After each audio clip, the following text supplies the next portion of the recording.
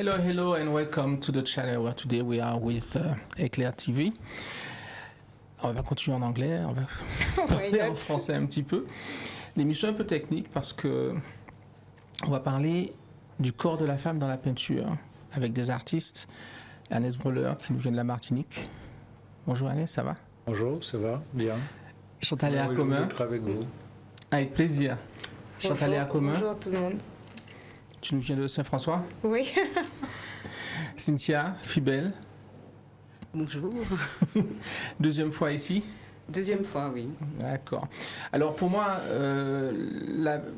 en pensant à tout ça, je pense beaucoup à la représentation de la femme dans la peinture ou dans l'art contemporain en général, qui souvent pour moi est beaucoup synonyme de violence. Mais même l'idée aussi de l'histoire de la femme et de l'utilisation du corps de la femme, en particulier des viols.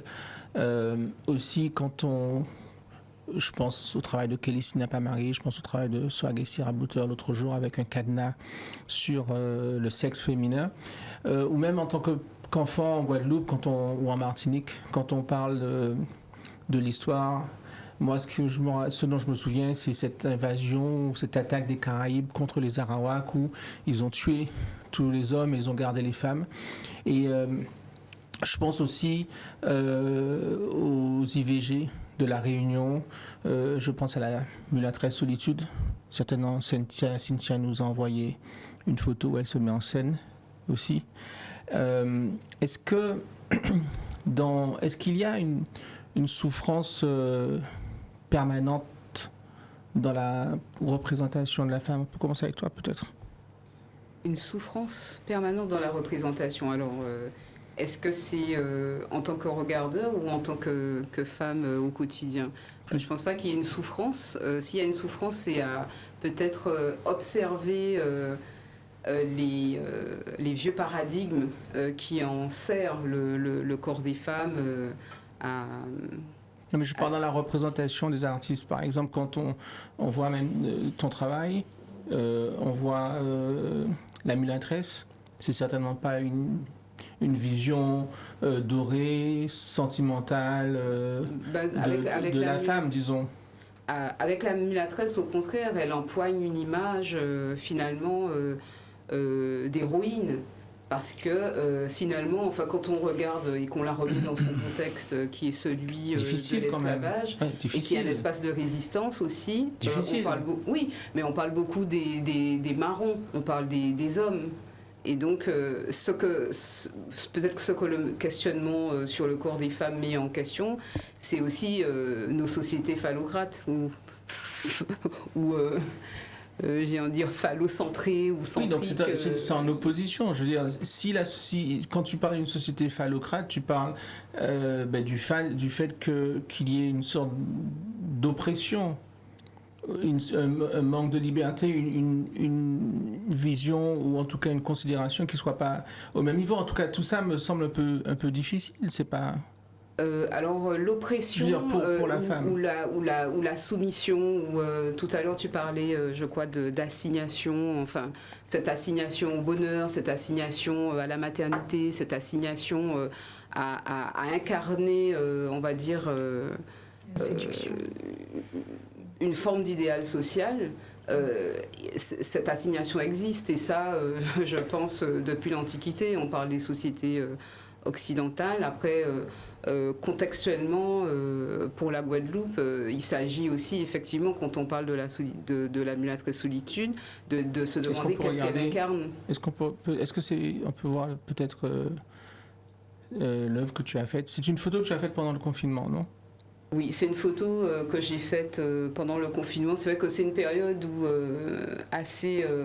je suis un peu agie par ce que j'ai appelé une espèce de réflexion sur la mobilité dans l'immobilité. Qu'est-ce que cette période qui nous assignait à résidence, puisqu'on parle encore d'assignation. C'est pas celle-là, c'est encore une autre. Qu'est-ce qu'elle mettait en mouvement? Et en fait, moi, j'habite à Pointe-à-Pitre et je suis pas très loin justement de cette sculpture qui est sur le territoire des Abîmes. Voilà cette photo. Voilà. Elle renvoyait aussi Est-ce qu'on peut parler de ton état physique aussi au moment de cette photo? Au moment de cette photo, je ne suis pas enceinte et d'ailleurs Donc c'est une je mise la en poste scène. un 1er avril, le 1er avril 2020 exactement. Donc c'est une mise en scène. C'est une Tu mise te en mets en scène. scène comme une femme enceinte. Absolument. Mm. Et effectivement, il y a ce jeu entre l'imaginaire, le réel, la question de la représentation, comment elle est reçue dans l'espace public, puisque quand je la poste, je reçois toutes sortes de félicitations, certainement prophétiques, mais à ce moment-là, il y a vraiment ce geste de réincarner un personnage qui finalement est tout à fait isolé. Et c'est vrai que on parle beaucoup de la mulâtresse solitude, qui d'ailleurs a été presque incarnée par la plume d'André Schwarzbart, ça on l'oublie. Est-ce qu'elle n'a pas été inventée par André Schwarzbart? Parce qu'on ne sait pas. Mais elle est inventée dans une certaine mesure, oui, elle est inventée d'ailleurs et fondamentalement, mais en même temps elle répond à un tel besoin Politique. Oui, politique, idéologique, historique, de repères. Est-ce que c'est pas un peu dangereux cette prise en main politique d'un personnage romanesque au bout du compte? Mais je pense qu'elle échappe aux politiques. Parce qu'elle rejoint cette part d'imaginaire, parce que nous sommes dans des sociétés où il y a une partie de la mémoire qui est tronquée. Il y a toujours cette bataille de la mémoire contre l'oubli, et on a besoin d'inventer nos récits. Et tous ces récits manquants, on a envie de les dire, et elle vient incarner un récit manquant. Elle vient incarner... peut-être qu'à côté de ça, on passe à côté de l'histoire de Gertrude, par exemple, et d'autres femmes. Elle est toute celle-là, en fait. Voilà, et puis je pense à la Martinique, il y a d'autres femmes, Lumina, enfin bon, il y a toutes ces femmes qui sont... dont on a besoin de réinvestir l'histoire. Et elle ouvre un peu, finalement, une voie à prolonger et à défricher ses récits. Je pense à Anna Kauna, enfin toutes ces Mais femmes.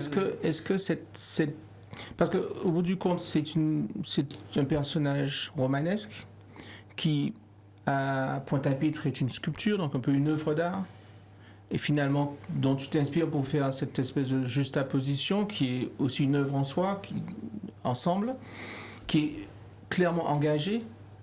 Et donc, pour moi, à partir du moment où il y a un engagement, une prise en compte, une transformation, il y a toujours un risque de manipulation politique. Et entre autres, particulièrement en ce qui concerne la mulâtresse solitude, une prise à partie de ce personnage, notamment par les féministes ou même par ce que j'ai entendu dire l'autre jour, les afroféministes. Est-ce qu'on peut parler de ça et de la relation entre l'art, la manifestation artistique et les différents mouvements politiques ou sociopolitiques? Dernièrement, je pense que tu étais présent, j'ai eu l'occasion de modérer un échange sur un ouvrage qui vient de sortir, en fait, qui est vraiment récent, qui s'appelle l'abécédaire des féminismes présents. Et donc, ce livre, en fait, qui est coordonné, enfin, conduit par Elsa Dorlin, après, on voit les champs dans lesquels on investit la question. Elle est philosophe. Elle fait appel, en fait, à des voix, mais qui viennent de tous les milieux. A priori, enfin, il me reste encore à éplucher quelques textes dans cet ouvrage qui est quand même assez conséquent et qui réunit pas loin de 70 textes à peu près. Donc, on a la voie du syndicalisme, on a l'écoféminisme que tu citais, le cyberféminisme. Je pense qu'aujourd'hui, on ne peut pas réduire le féminisme à une définition spécifique. Je pense qu'il y a autant de féminisme que de personnes qui agissent le monde et qui dépassent le genre féminin, puisqu'on parle encore... Je voudrais montrer un ou deux de mes dessins. Sont les dessins que j'ai faits sur papier. Je ne sais pas s'ils sont là tout de suite. par rapport à cette relation du corps et de la transformation, celui-là par exemple, enfin, il est à l'envers, enfin, on voit une sorte de revolver qui passe à travers le sexe féminin, et puis il y en a un autre, il est à l'envers, hein, mais bon, c'est pas grave, et il y en a un autre où clairement le corps, ici il est aussi à l'envers, c'est compliqué à voir, non, il est à l'endroit, où en fait le vagin de la femme se transforme, prend la forme d'un sexe masculin. Est-ce que dans la relation avec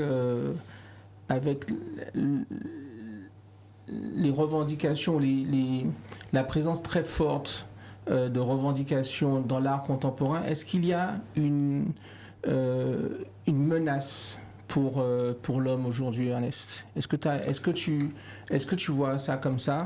Moi, j'aborderai la question un petit peu autrement. Tu as dit une petite phrase tout à l'heure qui est importante. Je crois qu'aujourd'hui, il y a quelque chose qui bouge. Tout simplement parce que nos sociétés, en tout cas au moins occidentales, mais je crois que c'est mondial, c'est que la société, elle sort des vieilles communautés avec les vieux archaïsmes et dans lesquelles les individus prennent une place extrêmement importante.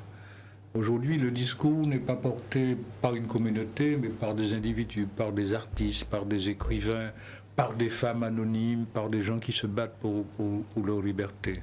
Et je crois qu'il y a une corrélation avec justement les pratiques artistiques. Pendant longtemps, la femme était pratiquement représentée comme objet de désir véritablement. Et au fur et à mesure, et même la place de la femme artiste était extrêmement rare parmi les hommes. Je veux dire qu'il y a quelque chose qui est en train de basculer, parce que c'est une société d'individus qui échappe aux règles très strictes d'une communauté. Je prends par exemple aujourd'hui ce qui se passe avec Daesh, où véritablement cette communauté, la vision communautaire, impose un certain nombre de comportements, un certain nombre de violences vis-à-vis des femmes. Et même que la femme n'est pas représentée non seulement dans les arts, mais aussi politiquement, elle est absente. Je crois que... Tu veux dire où? Je prends par exemple ce qui se passe chez les talibans. Bon, en Europe, il y a une espèce d'évolution. Enfin, aux Antilles. La femme s'est libérée progressivement. Le droit de vote, ça fait pas très longtemps que les femmes l'ont acquise. Les salaires, pour l'instant, même dans les pays les plus développés aujourd'hui, la femme n'a pas le même statut que l'homme. Il y a toujours des réminiscences de l'ancienne communauté qui se trouve être là. Aux Antilles, je crois que aussi, c'est le même schéma. On se rend compte que même ces sociétés, la place que représente la femme au vu des sociétés antillaises, il y a un basculement qui est en train de se faire parce qu'individuellement, les femmes ont pris la parole. La communauté n'est plus dominante comme avant, etc. Mais dans l'art en particulier, moi j'ai le sentiment que chaque parution du corps de la femme fait généralement par des artistes féminins est une énième revendication ou une énième possibilité de dénoncer une inégalité. C'est pas une énième, je pense qu'il y a quelque chose qui a changé fondamentalement. À partir du moment où les communautés n'imposent plus, où l'individu aujourd'hui, c'est comme les artistes aujourd'hui. Moi, je ne représente aucune communauté, mon art ne représente aucune communauté, ne représente que moi, mon rapport au monde, à moi-même. Et je pense qu'il y a quelque chose qui est en train de se passer de manière générale. La prise de parole de la femme, elle est importante. Elle est importante à tel point qu'elle entraîne une prise de parole des hommes aujourd'hui. Et je crois qu'il y a ce basculement. Et aujourd'hui, est-ce qu'en art, aujourd'hui, on peut peindre une femme comme on peignait au 19e siècle, au 20e siècle, au début même de la Révolution, comment dirais-je Et la Renaissance. Non, beaucoup plus tardivement, beaucoup plus tard que lorsque Baudelaire arrive, lorsque tous ces mouvements littéraires arrivent, où l'homme prend la parole, la femme prend la parole en même temps, il y a une évolution qui commence à se faire véritablement. Ouais, c'est vraiment vers la fin du 19e siècle à peu près qu'on sent quand même une parole de femme. Absolument. Chantal Léa, est-ce que maintenant, dans l'art contemporain, est-ce qu'on a ce sentiment, est-ce que tu as ce sentiment que la représentation féminine est nécessairement une représentation engagée et qui dénonce nécessairement? Nous, on a exposé ton travail sur la mort de ton père. Et il y a quelques représentations féminines qui ne sont pas nécessairement dans cette violence, mais il y en a quand même quelques-unes. Je peux l'expliquer. Mais il y en a qui sont dans cette violence, mais dans ton cas, c'est une violence où tu as la main sur le visage.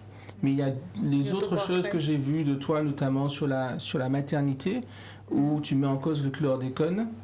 Mais donc il y a aussi une vision difficile quand même de la femme, mais qui n'est pas nécessairement une revendication féministe. Pas forcément. En fait, c'était juste une... Enfin, on parle là de la représentation du corps de la femme. Je pense qu'au départ, il y a la façon de se présenter au monde, la corporéité, c'est-à-dire comment on est perçu en tant qu'être humain quand on vient au monde. Et moi, je pense que tout mon travail part de là, d'un besoin de se faire sa place. C'est-à-dire, je m'explique, dès le départ, quand je viens au monde, j'ai l'impression qu'il faut que je me trouve une place, parce que j'arrive dans une famille indienne, avec, après un premier-né, garçon, qui est mort, qui n'a pas vécu longtemps. Et donc, moi, j'arrive en tant que fille, et dans notre communauté, comme plein d'autres communautés humaines, hein, on a l'impression qu'un garçon, comme premier-né, ça a plus de valeur, voilà. Donc, moi, j'arrive sur ce corps, enfin, sur cette absence, voilà, de quelqu'un qui est idéalisé. Et j'ai l'impression qu'il va falloir ramer quand même pour... Et ça, c'est un sentiment que tu as depuis l'enfance. Ouais. Et que tu as gardé. J'ai compris ça après, pourquoi j'avais cette phobie sociale, pourquoi j'avais l'impression de ne pas être toujours à ma place, même dans le monde de l'art. Hein. Tu as bien vu comment j'arrive. Lynn, elle me disait toujours, mais vas-y. Enfin, j'enfonce pas les portes. Et il y a toujours eu ce côté-là de ne pas être vraiment à sa place. Après, il y a eu le départ aussi à Paris. Et il y a toujours cette singularité, ce truc où il faut s'imposer quelque part. Et je me suis retrouvée donc, à la Sorbonne pendant 7 ans avec des profs qui justement travaillaient beaucoup sur l'art corporel, c'est le sujet d'aujourd'hui. Et ça parlait beaucoup du corps masculin. Et encore là, il fallait encore... s'imposer en tant que corps noir, en tant que corps féminin. Mais dans tout mon travail, oui, il y a cette souffrance à être, tout simplement. Et je pense que j'ai plus fait des portraits où on voit les yeux rougis, voilà, plus que des corps, en fait. Cynthia, est-ce que toi aussi, tu as vécu petite, comment tu as grandi avec cette conscience d'être une femme ou pas? Ou est-ce que toi, ça a été différent? Ou ça n'a pas été un problème? Je pense que dans la communauté indienne, c'est vachement... non, mais en tout cas, je suis assez sensible à ce que tu dis et j'ai lu Ne reste pas à ta place, en fait, de Rokhaya Diallo. Il y a vraiment ça, finalement, et quelles que soient les communautés. Moi, j'ai grandi dans une communauté très chrétienne. Parce que mes parents, ils sont évangélistes. Il y a aussi cette assignation à la pureté. Ici en Guadeloupe, oui, ici en Guadeloupe, il y a... on sent globalement et socialement cette fragmentation des femmes, leur perception entre Marie et Marie-Madeleine. Quoi. Il y a ces deux extrémités et puis la femme.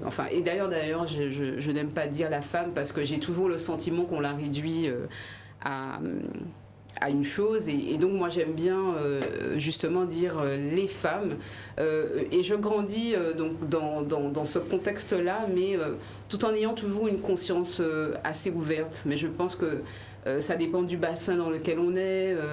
Mes parents ont déménagé assez tôt. Moi, j'ai grandi à Pointe-à-Pitre, à Fontlogé, et après, j'ai grandi vraiment là où je me suis épanouie, c'est à Vieux-Habitants, dans la campagne. Et j'avais un enseignant, et s'il nous entend, je le salue, qui s'appelle Monsieur Gustave. Et ça aussi, c'est déterminant, je pense, ce qu'on irrigue dans l'enfance, dans nos imaginaires. Et je me suis sentie grande assez vite. J'avais l'impression de découvrir le monde en fait quand j'ai eu 7 ans, parce que j'avais une autre conscience. Je crois que je vivais le monde entre Paris et la Guadeloupe. Je pensais qu'il y avait que ces deux polarités, parce que tous les 3 ans on avait Paris où tu y allais. Non, mais j'y allais pas, mais on avait des tantes, des oncles qui viennent, et je vivais avec ce rythme-là. Mais entre 7 et 9 ans, je découvre en fait la Caraïbe, je découvre des textes de Kamara Lai, je lis un certain nombre de textes, et quand j'ai grandi plus tard, je me suis dit mais waouh, mais je sais pas, je me suis demandé est-ce qu'il était indépendantiste, quelle était sa posture au monde, parce que il nous a ouvert des champs sur l'histoire, sur vraiment on a lu Guy Tyrolien, je sais pas si c'est vraiment en tout cas ça a ponctué plein de choses. Et du coup ça détermine parce que je n'ai pas grandi avec cette idée que j'étais une fille ou que j'étais un garçon. Ou devoir te justifier ou faire plus. Voilà, mais quelquefois ça revient, parce que tu parlais de l'éducation de ta fille tout à l'heure, différemment parfois de celle des garçons. Mais moi je sais que quand j'étais enfant, il y avait un goyavier en bas de chez moi et j'aimais aller dedans. Je monte dans l'arbre avec un livre, un cahier, je dessinais, et ma mère me disait toujours mais pourquoi tu es dans cet arbre alors que ta cousine elle est tranquillement chez elle, elle fait la vaisselle, etc. Et je trouvais ça... Ouais, avec ses poupées. Ouais, et moi je n'ai pas... J'ai pas eu... je crois que symboliquement, j'ai pas eu de poupée. J'ai eu des images, j'ai eu des mondes, et ça, c'est très structurant aussi. Est-ce qu'on est dans une société patriarcale, en tout cas peut-être un peu moins maintenant, mais est-ce que de ton vivant, est-ce qu'on est dans une société, on a été dans une société patriarcale où l'acceptation de ce patriarcat était plus naturelle, plus doux, où les filles avaient moins le sentiment d'être oppressées, bien que la société restait tout de même patriarcale? La question, je dirais, du féminin, la question de la femme, je vous écoute parler, vous avez toutes les deux parlé de votre communauté. Ça veut dire quoi? Aujourd'hui, le combat des femmes, on aurait dit qu'elle commence, c'est quelque chose d'infini. Je veux dire bien qu'il y a les traces imposées par la vieille communauté, les vieux archaïsmes. Tant que la pression ou les traces communautaires existent, eh bien le distinguo va se faire. Quand tu me parles de société patriarcale, c'est bien parce qu'un certain nombre de valeurs ont été inculquées. Lorsque tu te maries, tu dis tu obéiras à ton mari. On dit ça toujours? On dit ça toujours au sein de l'Église. Au sein de l'Église, oui. Dans le mariage, et inconsciemment, on le nos dit. sociétés restent judéo-chrétiennes. Oui, chrétiennes. Nous sommes marqués par ça. Aujourd'hui, la seule libération possible, c'est la disparition de l'esprit communautaire. Ça, pour moi, c'est vraiment fondamental avec l'ensemble des valeurs qu'elle porte. Je prends le cas de l'Inde, je prends le cas de la Chine et beaucoup de pays nous, on était déjà... où l'enfant, lorsque les enfants naissent, quand c'est une fille, c'est un malheur terrible. Et ça va jusqu'à les sacrifier quelque part. Ça veut dire bien que la pression communautaire, elle fait partie, cette espèce de discours qui fait que la femme reste un être secondaire. Et je veux dire, chez les artistes, toutes les questions de représentation sont liées justement à ce discours dominant qui existe. Aujourd'hui, les choses sont possibles parce qu'on sort d'une société communautaire, même s'il y a encore des traces, où l'individu prend la parole. Lorsque les femmes montent au créneau, qu'elles soient écrivaines, qu'elles soient juges, etc., il y a une parole portée de la femme qui change le monde aujourd'hui. Et change le monde, c'est aussi changer les hommes dans leur rapport aussi. Je sais pas, avant, un homme se mariait, bon, les tâches ménagères étaient réservées aux femmes. L'homme ne faisait rien, il allait voir ses copains, etc. Il rentre, etc. Le manger doit être réchauffé, etc., etc. Il y a des choses qui ont bougé, il y a les lignes qui ont bougé, c'est parce qu'il y a un combat qui est mené par les femmes. Mais tant qu'elle sera menée seulement par les femmes, où l'homme sera toujours le spectateur, parce qu'en fait ça ne le dérange pas trop, et aujourd'hui on se rend compte que l'homme prend la dimension humaine qui est la même, c'est-à-dire nous sommes de la même origine, si tu veux, quelque part, et à partir du moment où les choses s'en font comme ça, eh bien, il y a un combat qui fait qu'il n'est pas normal qu'au XXIe siècle, on soit sur des questions d'arrière-garde aujourd'hui, c'est-à-dire la place de la femme dans la société, la place de la femme représentée dans l'art. Mais quand je dis la femme représentée dans l'art, mais c'est la femme représentée socialement aussi, qui fait qu'elle est dans un état secondaire, et ça c'est une bataille qui va être longue, et on s'étonne toujours qu'on soit à ce combat-là aujourd'hui au XXIe siècle. Et un combat finalement on ne sait pas qui va gagner ce combat. Mais la communauté, est-ce qu'il faut l'éliminer ou juste l'amener à être un peu plus juste? Toi qui... L'éliminer. Surtout toi qui parlait de communauté. Oui, mais c'est important. C'est au-delà de la communauté. Je pense que c'est aussi, ça parle de conditions aussi sociales, parce que je pense que c'est pas qu'une communauté indienne. C'est plus on va être instruit ou voilà, on va peut-être être plus ouvert, plus tolérant, plus. Donc tu penses que il faut l'amener en fait à plus de justice. Plus de justice, plus d'équité. D'équité. Moins d'inégalité, plus voilà. Je pense que dans le milieu rural dans lequel duquel je viens, la femme était plus cantonnée à certaines tâches subalternes. Je pense que dans des milieux plus aisés, c'est différent. Dans les mêmes communautés. Oui. D'accord. Je voudrais revenir un peu sur l'art. Et parce que pour moi, il y a deux choses qui me sont venues à l'idée sur le corps de la femme dans la peinture, enfin dans l'art, c'est la mulâtresse solitude, on en a un petit peu parlé, et naturellement l'origine du monde. On en a déjà parlé dans une des émissions. Je ne sais pas si en régie on peut montrer. Moi, à la base, c'est un tableau de Courbet. Qui date de 1900, 1800, quelque chose. Alors, c'est intéressant parce que ce qu'on trouve, voilà, c'est ce tableau ici, ce qu'on trouve décrit, c'est avec l'origine du... Oui, flouté. Même sur TV. C'est gênant. Oui. Ah oui. Non, mais en même temps, ça stigmatise aussi ou du moins ça vient donner toute l'ampleur de ce que ça peut représenter finalement. Oui, mais cette peur du corps des femmes. Mais ce serait un sexe d'homme, on l'aurait flouté aussi. Et on ne floute pas parce qu'on a peur, là.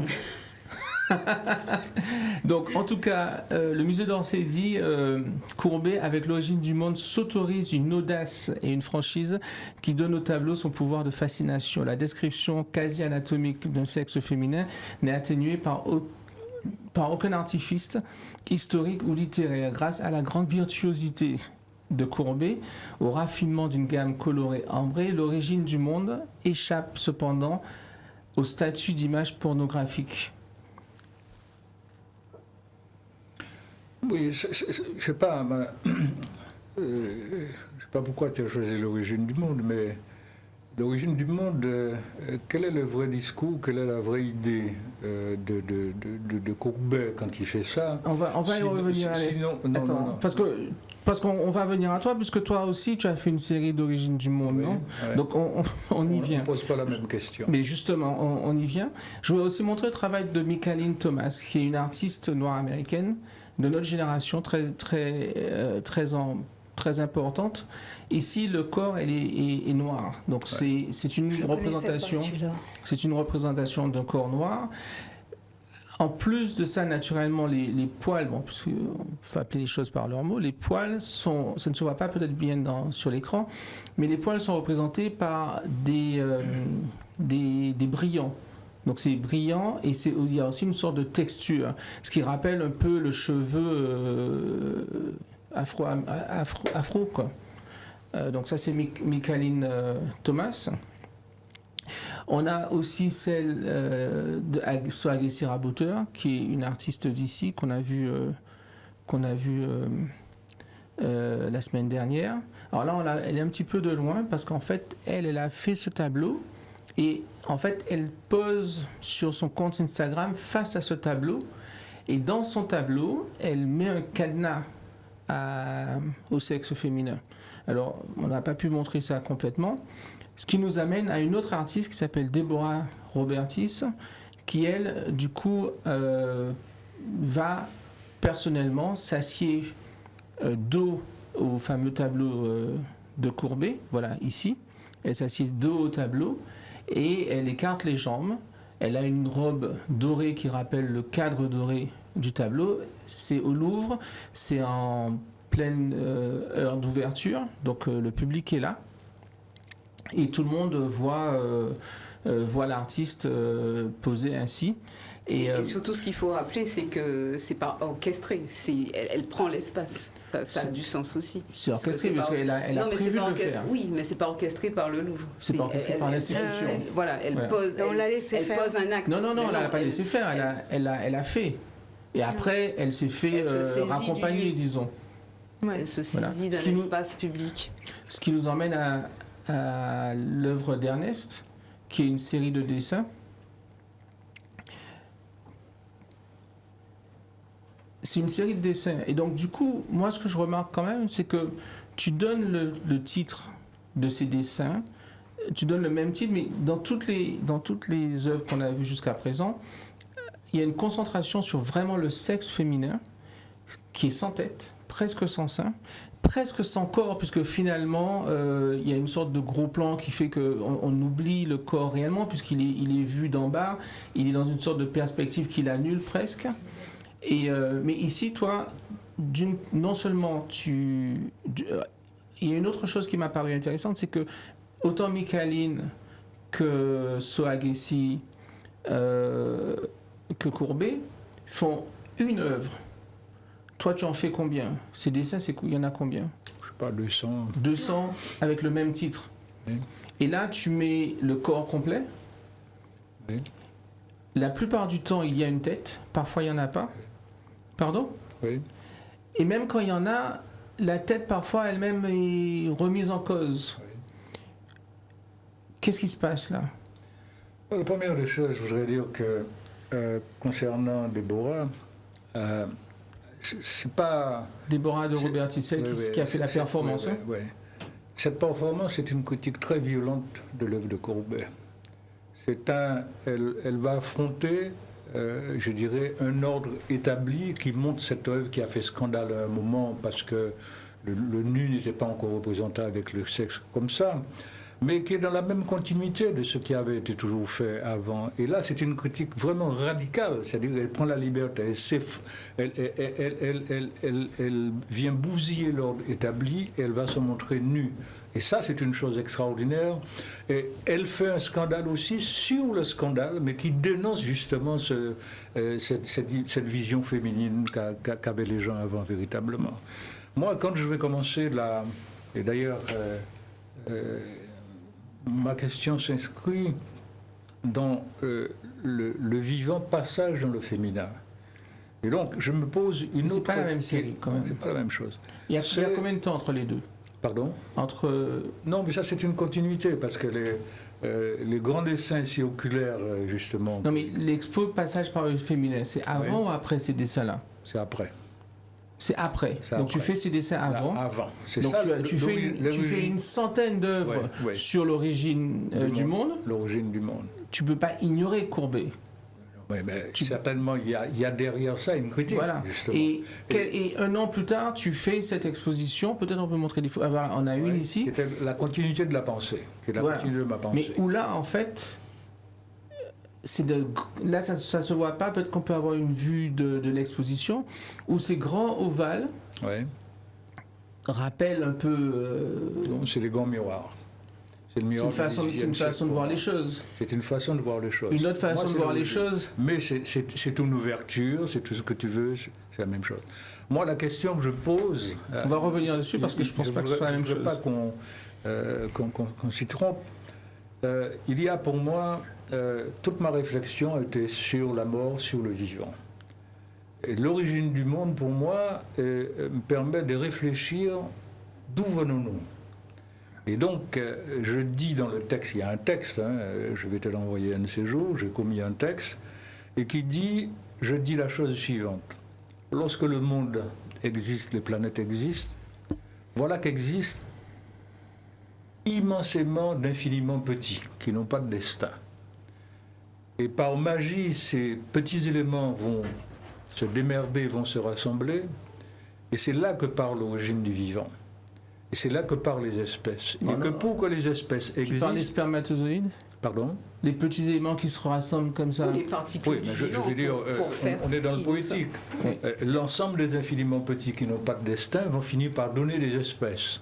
Et ces espèces, la reproduction ne peut exister que par l'existence du féminin, dont la femme fait partie. Et la femme est partie centrale dedans. Et ce qui m'intéresse dans ça, c'est que on parle de l'impensable de Dieu, de cette origine, de cette magie, de cette chose extraordinaire de l'ordre de l'impensable. Il me semble qu'il y a le même phénomène qui se passe à l'intérieur de la femme, parce que c'est elle qui va donner la vie. Par quelle magie la vie arrive par la femme? Et pour moi, la femme, c'est l'origine du monde. Le féminin, c'est l'origine du monde. Mais quand tu dis passage oui. par le féminin, oui. Quand tu parles de l'origine du monde, quand tu parles de la vie, oui.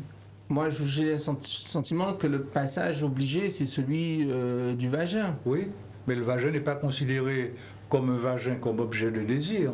Il est considéré Exactement. Comme le lieu d'où surgit la vie. Et donc ces grands ovales, oui. Ce sont des vagins? Oui. Est-ce que ce sont des vagins? Non. Pour moi, elle parle. Les interprétations sont possibles. Est-ce qu'on peut les voir comme ça? Tu peux le voir comme tu veux. C'est la liberté. Bon, lorsque je crée, celui qui est en face... Et à la liberté, la créativité en face se passe dans les deux temps, dans la proposition de l'artiste et dans la relation qu'on va établir, qui n'est pas une relation fixe, mais qui est une relation de réflexion. Et de la réflexion peut naître l'idée de vagin chez toi, comme ça peut être toutes sortes d'idées qui peuvent naître, mais c'est une relation poétique que tu peux avoir dessus. Et que chaque individu a une relation poétique qui est totalement différente. Ce que je veux dire aussi dans... Mais Ernest, oui. Tout le monde peut avoir une idée différente. Mais absolument. Mais absolument. Mais en même temps, il y en a qui se donnent plus ou qui s'imposent plus que d'autres. Mais ça, c'est le... Et quand tu parles d'un passage et qu'on a des grands ovales... Oui. Avec, on a le sentiment qu'on passe mais par là. Je ne conteste pas ça. Mais tu obstrues le passage. Non, mais il n'obstrue pas. Mais si. Il n'obstrue pas. Mais si. C'est encore l'hymen. C'est encore... C'est des représentations de corps féminins qui sont dedans et des objets féminins qui se trouvent dedans, qui symbolisent, si tu veux, le féminin. Tu vois ça? De manière... On dirait tout un petit monde. Moi, ce que je vois, c'est aussi des transparences. Et des traversées, je ne vois pas d'obstruction ni d'obstruction. Il y a quelque chose au milieu. On dirait... Il n'y a pas de cavité, on dirait un petit monde, un microcosme. C'est un microcosme. Des petites planètes. Absolument, c'est un microcosme qui est fait de ce qui peut représenter le corps féminin, mais dans lequel on va trouver d'ailleurs dans les dessins aussi, des objets qui sont en mutation, qui sont des formes qui n'ont pas encore de destin. Plein de choses comme ça que tu vas trouver. C'est-à-dire un Big Bang. Il y a l'idée d'une métamorphose qui se passe là. Et la métamorphose, c'est cette magie qui se passe à l'intérieur du féminin, qui est pour moi quelque chose d'extraordinaire, qui est le lieu du mystère. Ce qui est intéressant, puisque tu parles de mystère, c'est aussi que dans cette question de la représentation des corps, mais aussi de la représentation des femmes dans le monde de l'art, c'est qu'on passe fondamentalement, en tout cas de façon progressive, à cette muse, finalement, qui est le modèle, qui est celle qui inspire, la pureté. Et qui est, dans une certaine mesure, déifiée. à ce corps, et on le voit dans l'acte de performance, à ce corps qui se dit, on le voit avec les guérilla. Qui dit quoi? Parce que les guérilla girls, par exemple. Exactement, mais qui se dit, mais j'ai le sentiment que tu vas pas jusqu'au bout. Parce qu'effectivement, moi, ce que je vois dans cet acte de Déborah, c'est que jusque-là, ce que tu parles d'archaïsme, mais sans aller jusque-là, mais il y a une vision poétique de désir qui est exprimée presque à la pornographie qui est dite ici. C'est beaucoup plus violent on n'est pas du tout dans la séduction. Non, je dis presque. Je parle pas de séduction, je dis de désir. Non, mais là, il n'y a pas d'acte de désir. La pornographie, est une industrie de désir. C'est pas ce que je veux dire par là. C'est pas la même chose. L'œuvre de Courbet, elle parle du désir. Elle fait appel au désir masculin pour le sexe féminin. Attends, je vais jusqu'au bout, tu me diras. Et cette mise en scène renverse complètement ou annule complètement cette idée du désir pour le corps féminin pour remplacer une représentation du corps féminin presque comme un outil d'agression. Je ne suis pas si sûr, parce que dans l'œuvre de Courbet, il y a deux lectures. Il y a une lecture qui m'intéresse et que je reprends à mon compte, qui est le lieu du mystère de la vie. Pour moi, ça, c'est une chose extraordinaire qu'on retrouve dans l'œuvre de Courbet. Mais est-ce qu'il détourne pas le désir dans son titre? Il donne le titre. Il dit l'origine du monde.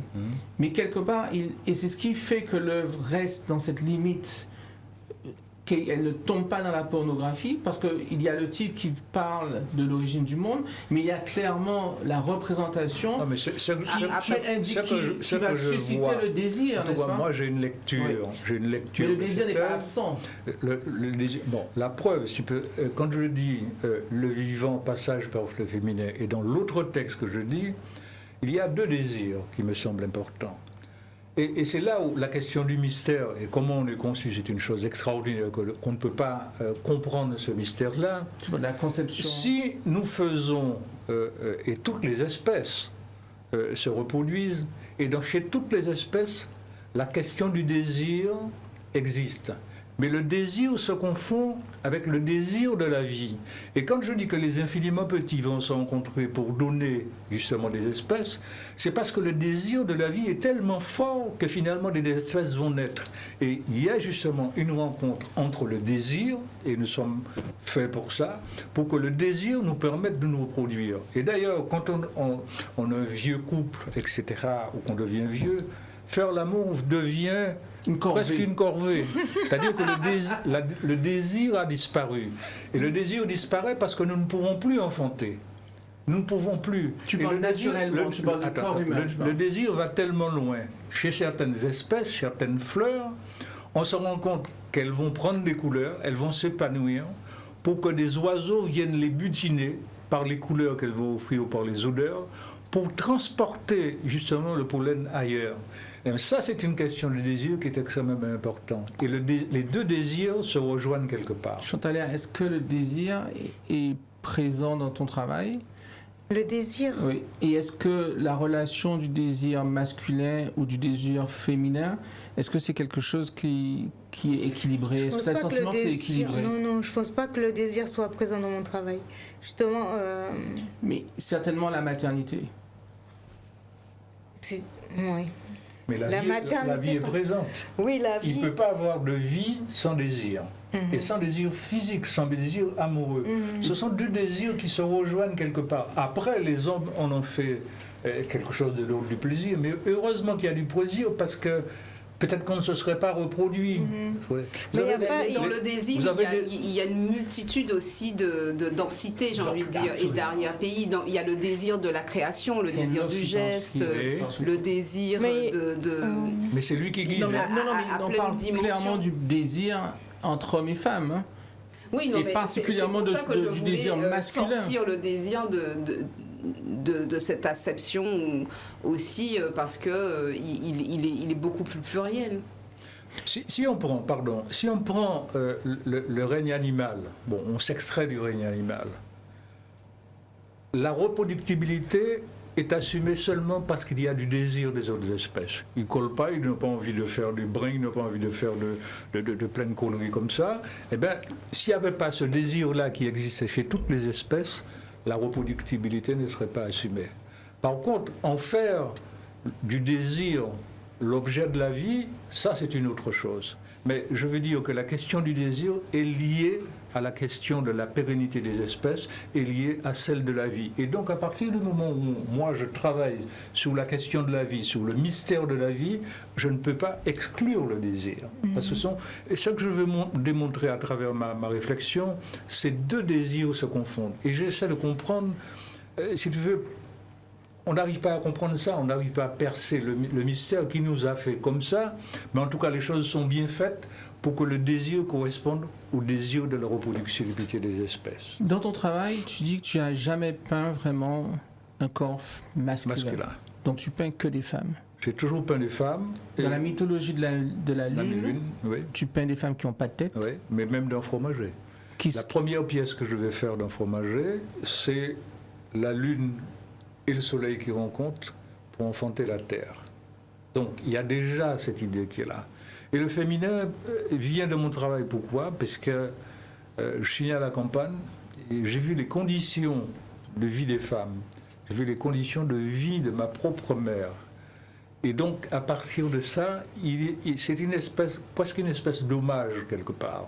Hein, quelque chose de fondamental. Et j'ai 2 enfants, j'ai eu un garçon. Je me suis battu pour avoir une fille.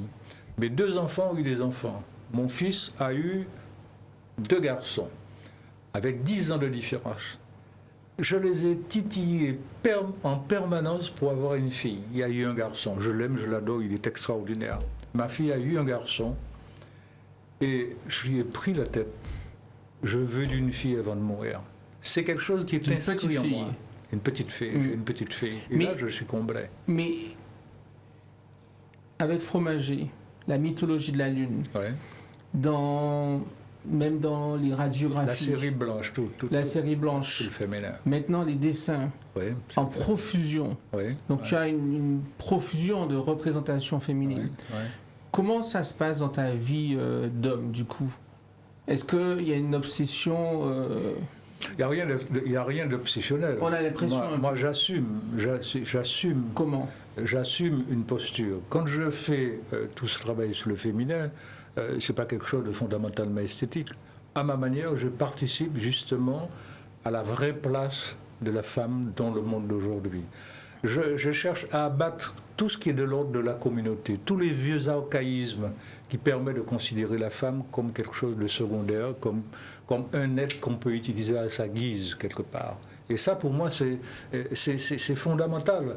Et si les femmes sont toujours dans ce combat, c'est qu'un certain nombre de questions n'ont pas été résolues, un certain nombre de vieux archaïsmes demeurent dans les sociétés modernes aujourd'hui. Et il s'agit de déconstruire. Est-ce que quand tu vois l'œuvre d'Ernest avec une femme qui saute au-dessus d'un chien sans tête, est-ce que ça te dérange? Ça me dérange. Et il est là, le tableau est là. C'est une femme sans Cynthia. tête qui saute. Écoute, le fait qu'on lui enlève la tête. Moi, dans cette série, d'ailleurs, que je connais assez bien parce que j'ai fait tout un master sur le travail d'Ernest, j'ai un autre rapport à ce corps qui a une dimension du féminin, mais il me semblait que ça amène quelque chose de différent aussi dans le discours des corps. Elle tient la lune, non? Parce que y a une assignation, on a beaucoup parlé de ce terme-là, mais au genre. Et il me semblait que là, il y avait quelque chose de l'ordre d'une humanité, d'un être, d'une âme. Sans tête. Et que ce corps, finalement, il n'est ni féminin ni masculin. Exact. Il est au c'est monde. vrai. Et moi, en tout cas, je l'avais analysé comme Absolument, ça. absolument. En tout cas, la lune, c'est déjà un symbole féminin. Voilà, il y a beaucoup de dimensions qui relèvent du féminin dans ce travail-là. Voilà. Mais il y a du masculin aussi. Je voudrais parler Oui, parce qu'on trouve parfois ces femmes un peu hybrides, je trouve, avec des espèces d'extensions un peu rhizomiques et phalliques. On va regarder le travail de Chantaléa un peu. Mona Lisa, Ah, Mona Lisa. dans un sens, quand Micheline Thomas prend l'origine du monde, J'ai tiens, elle est commencé là. comme ça, en fait. Est-ce que toi aussi, tu t'appropries une œuvre de l'histoire de l'art et tu y mets... Elle est noire ou elle est indienne? Qu'est-ce Non, qu'elle elle fait, est là noire, Mhm. avec une robe madras qui est déconstruite, en fait, comme celle que j'avais présentée à l'Arawak. Tout hérissé de pics, en fait. Et Chlore Et, de Cunha? Lors des Cunha, ça parle de la pollution, mais je voulais pas que ça soit forcément C'est celle-ci, localisé. Et ça, c'est un détail d'une toile plus grande. Qui fait 2 mètres sur 1 mètre. On en a une autre du même titre, juste à côté, qui arrive. Ouais. Et là, il y a l'idée de la maternité, de l'allaitement aussi, et le fait... enfin, j'avais cette suspicion quand j'allaitais les jumeaux, de se demander est-ce que tu fais pas passer Le poison, le quelque poison à travers ce que tu donnes de plus précieux, en fait. Et Voilà, elle est Et ici. l'autre Et celle-ci? c'est la même. Non, c'est pas la même. C'est pas le même dessin. Hein. C'est le même dessin? En fait, là, c'est un tableau où on n'a que cette scène-là, alors que l'autre, on a toute... C'est comme une fresque, on a l'Indien Caraïbe. Et cette œuvre, elle mesure combien alors? Celle-là, elle fait 1 mètre sur... Elle est de taille moyenne, à peu près. Voilà, Ouais. je sais plus. Et c'est une photo ou c'est un dessin ou c'est une... En fait, ça part d'une vidéo, parce que souvent, je vais travailler... Les tableaux qu'on va exposer sont à la base une mise en scène, parfois, pas toujours, mais ça peut être une image qui est extraite d'une vidéo, puisque je fais des films expérimentaux. Mais je veux dire, c'est une vidéo de qui? De moi. D'accord. En fait, c'est une Donc c'est mise en toi scène. sur la photo, Voilà, sur l'œuvre. Oui, oui, oui. Mais et tu rajoutes les bébés ou enfin, Non, on non, voit j'ai pas bien. vraiment des bébés. Donc tu as tes C'est deux vraiment un enfants, film ce sont expérimental tes à la enfants. base. Ce sont tes enfants Non, à toi. ce sont deux deux poupées. autres bébés. Ah, deux poupées. De poupées, puisqu'ils étaient déjà plus grands, les jumeaux. Mais en fait, ça part d'un film expérimental où je me filme, puisqu'en général, les films expérimentaux, je fais tout de A à Z, montage et tout ça. Enfin, voilà. Donc, c'est tiré de ce film-là. Et là, tu utilises ton corps pour dénoncer un peu l'empoisonnement. Oui. Et mon Et histoire avec ces 2 bébés. et à quel point cet empoisonnement peut avoir des répercussions, non seulement physiques, mais aussi psychologiques, puisque tu es contrainte d'allaiter et en même temps, tu as le En sentiment fait, tu as l'impression de d'être faire utilisé. le mieux, parce que le lait maternel, c'est ce qu'il y a de mieux. Et en même temps, voilà. Est-ce que tu as le sentiment que ton corps est utilisé malgré toi, ou pourrait être utilisé malgré toi pour transmettre, pour permettre une transmission toxique, quoi? C'est un peu ça? C'est ça. Est-ce que vous faites un constat qu'aujourd'hui, dans la représentation de la femme, il y a quelque chose qui a changé fondamentalement et qu'on ne peut pas représenter la femme comme on le représentait au XIXe siècle, au début du XXe siècle, aujourd'hui. Personne ne peut le faire aujourd'hui. Mais déjà, la femme, elle peut se représenter elle-même, alors qu'à un moment, elle pouvait même pas. Cette société, Ce qu'elle dit aussi, c'est que dans un sens, on n'a plus besoin. Pardon? Dans un sens, qu'elles disent qu'elles n'ont plus besoin des autres pour parler à leur place. Oui, mais c'est que les hommes aussi parlent de la femme. Les hommes ne représentent pas la femme comme elle était représentée avant, avec toute la charge de domination, avec toute la charge justement communautaire. Et les hommes sont... Historiquement, on ne peut plus faire ça. J'entends, mais ce qu'elle dit, c'est qu'elles n'ont même plus besoin que vous le fassiez du tout, ou qu'on le fasse du tout. Mais non, mais... C'est ce que tu dis, non? Si vous faites... Oui, si enfin, on peut le faire soi-même. Si nous faisons... Parce que moi, je ne veux pas faire un distinguo. Tout le travail que je fais, c'est montrer que nous sommes dans la même humanité. C'est ça. Et si nous faisons le distinguo, ce que la femme doit faire, ce que l'homme doit faire, je dis On que la revient au femme et même l'homme mécanisme. doivent faire. Et finalement, les paradigmes ne sont pas déconstruits. Mais justement, Cynthia, donc, du coup, je vais regarder un petit peu quelques œuvres que tu nous as envoyées, notamment, il y en a une pour une œuvre, une nuit.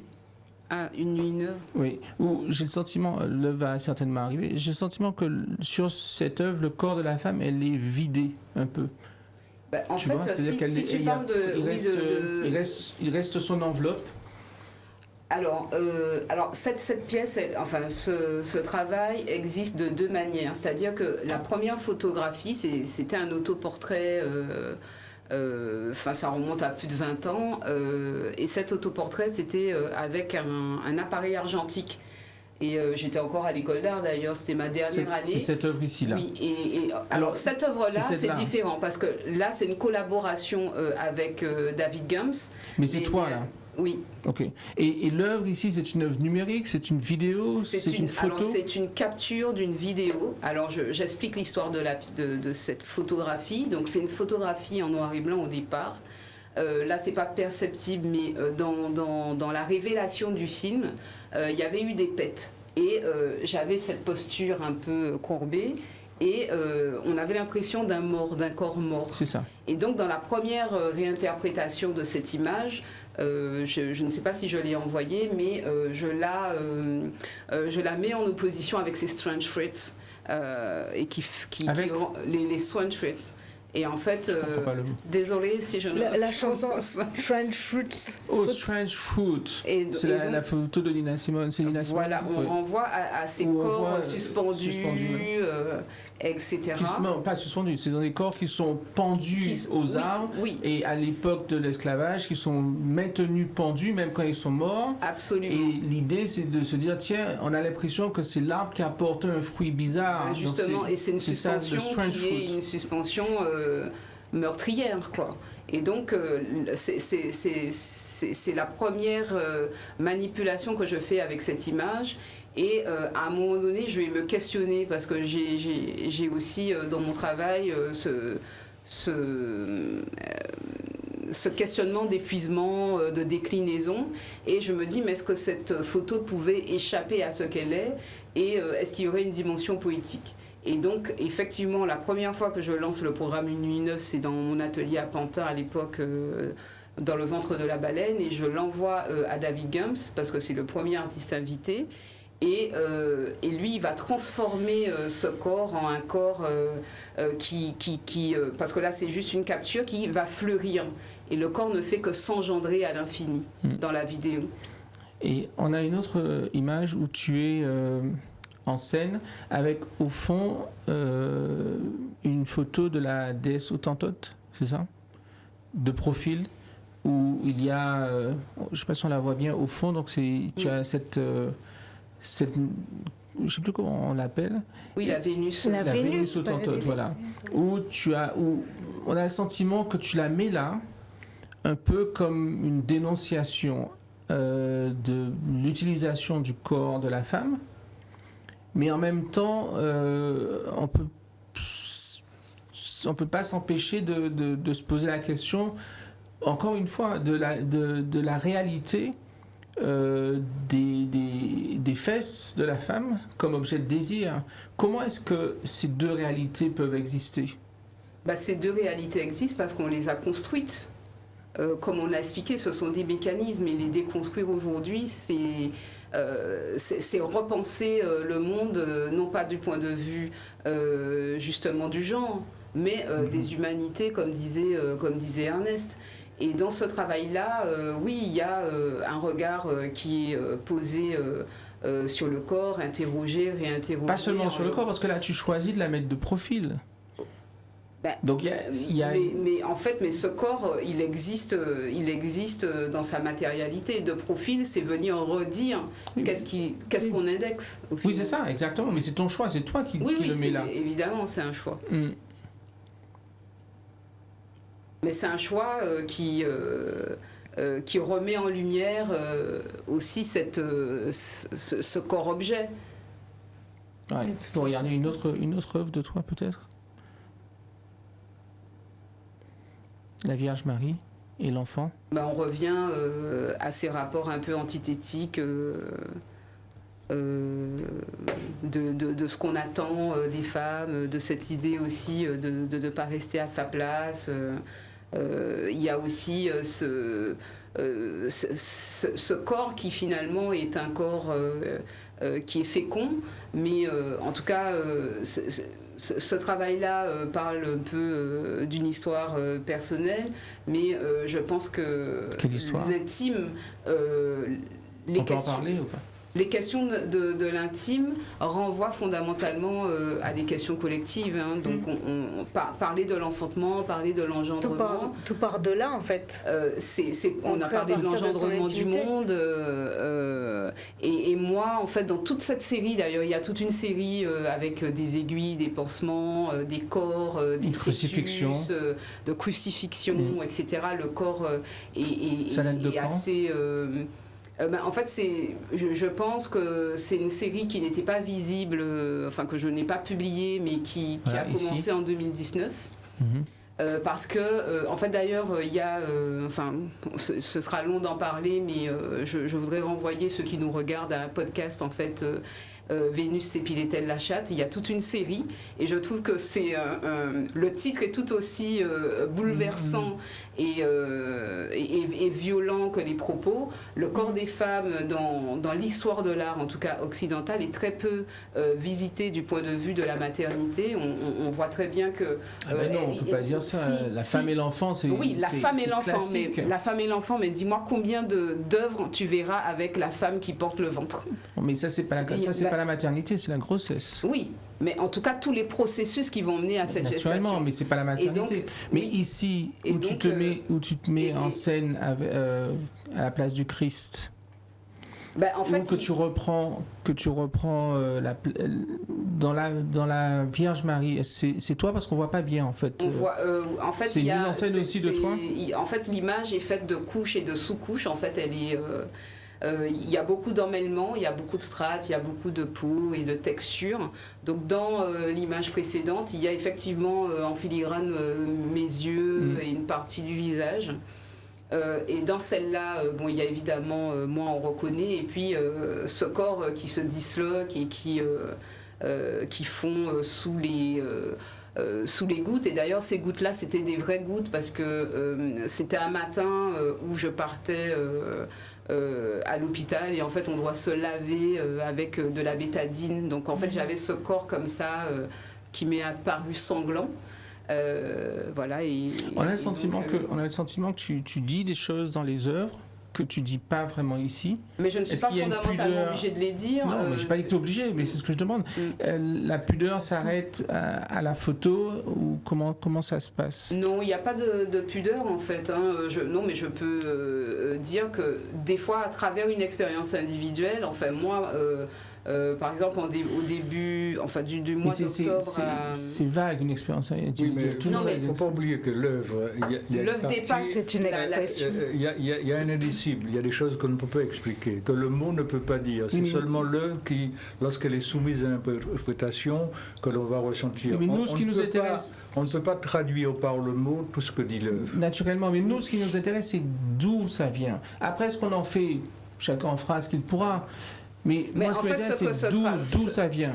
Ce que ce travail dit, c'est encore une fois des questions qui m'étaient personnelles, effectivement, mais qui ne sont pas dites dans l'espace public, qui sont aussi tabous. Enfin bon, quand on voit même le travail qu'a fait Frida Kahlo sur son corps, sur sa fracture, sur, encore une fois, cette envie de l'enfantement et l'enfantement qui passe par la création. Moi, dans mon histoire personnelle, il y a ce désir, puisqu'on parle de désir, ce désir d'enfantement qui n'est pas arrivé, en tout cas au jour. J'ai traversé aussi des moments d'hospitalisation, j'ai perdu 2 enfants.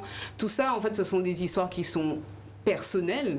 Et j'ai vécu l'accouchement d'un enfant mort. Enfin, ce sont des choses qui sont très dures, mais qui ne disent pas l'œuvre. Est-ce que ça aide de les mettre en scène?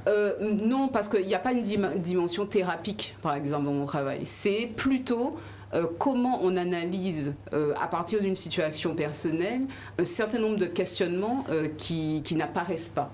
Et moi, je me suis questionnée, mais comment on se saisit de cette question de la créativité, de cette...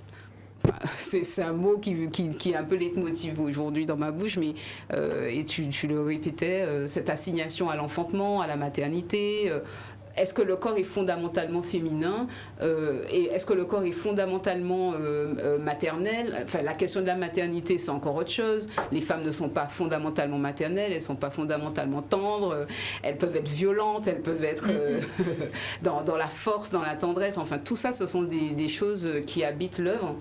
Et dans cette série de dessins, c'est vrai que ces dessins naissent parce que je récupère aussi, quand je suis chez la biologiste et qu'elle dessine, je vois des mondes. Donc je dis, est-ce que je peux récupérer la gynéco écrit, enfin, des textes, j'ai récupéré des textes, j'ai récupéré plein de fragments. Il y a aussi des radiographies, enfin, il y a plein de choses qui viennent construire. Et en fait, finalement, je les vois comme des morceaux de vivant, comme des possibilités de vivant, comme des choses qui sont en train de se générer. Et peut-être que d'une certaine manière, j'enfante dans l'œuvre. Mais il n'y a pas cette dimension un peu catharsis. Non, mais ce qui est bien, je trouve que l'œuvre est c'est une expérience qui est dit à travers un langage plastique, qui n'est pas le langage parlé, qui n'est pas le langage littéraire, et qui laisse en suspens un certain nombre de choses, voilà. et dont il n'est pas nécessaire de le dire, parce qu'à ce moment-là, ça devient une espèce d'illustration quelque part. Exactement. Et je crois que le mystère doit aussi demeurer au sein de l'œuvre. À partir du moment où tu dis tout ce que tu penses face à l'œuvre, c'est terminé, tout le mystère a disparu, l'œuvre s'effondre. Est-ce qu'il y a une scission entre celles qui ont enfanté et celles qui n'ont pas enfanté? Chantal Léa. Une scission? Est-ce qu'il y a d'un côté les femmes qui ont enfanté, de l'autre côté celles qui ne l'ont pas? Je sais pas quoi répondre à ça. Moi, je pense est-ce que c'est une question qui n'a pas de sens? Moi, je pense que les femmes enfantent toujours, comme les individus et comme les êtres enfantent. On enfante symboliquement, on enfante des moments, on enfante des rencontres, on enfante la poésie, la poétique. C'est le désir de vie, hein. C'est le désir de vie derrière le désir de perpétrer, de continuité les espèces.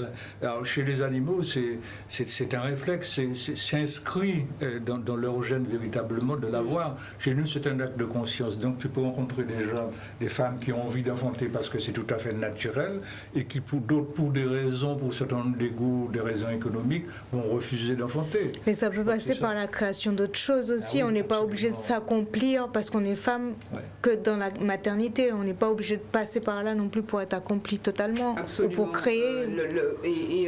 En fait, il y a ce livre de Françoise Vergès, Le ventre des femmes. Je veux dire que aussi, les femmes ne sont pas des ventres. Voilà. On parlait d'assignation. Voilà. Le livre de Françoise Vergès va dans l'autre sens, vraiment. Oui. C'est autre chose. C'est un déni. C'est un déni. Je veux dire, dans la relation dans la relation de domination d'un peuple vers un autre, particulièrement à la Réunion. Mais oui, mais la question de la domination, elle est aussi dans ce qu'on attend de... Non, mais c'est autre chose, mais qui peut-être existe aussi ici. On doit finir. Ah ouais. Merci beaucoup. Merci, c'est moi. Thank you very much. I will see you next time. Et merci à notre partenaire, l'hôtel Arawak. Ah ouais. Bye bye.